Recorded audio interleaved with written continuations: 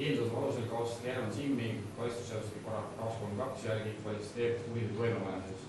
See on Eesti Vabariigi kodaniku poolt välismaalasele välisriigi ülesandel tegutseva isiku abistamise eest Eesti Vabariigi iseseisvuse sõltumatuse vastustamata vägivaldse tegevuseks, riigisaladuse ja salastatud välisteabe kogumises selle edastamise eesmärgid ja selle edastamist välismaalasele ja välisriigi ülesandel tegutseva isikule.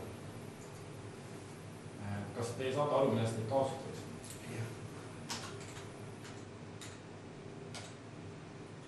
Kas olete toime olnud kuriteo, millest neid kaotatakse?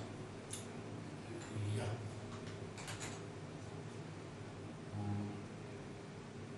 Soovite vahem? Et kas te soovite nüüd enne minuga rääkida, nagu hakkate ütlusi andma või olete tähendab, see on teie õigus, mitte kohustus. Te võite kohe ütlusi anda.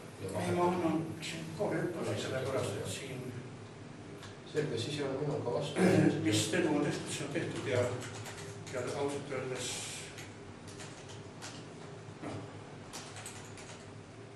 kui on tehtud, tuleb vastutada.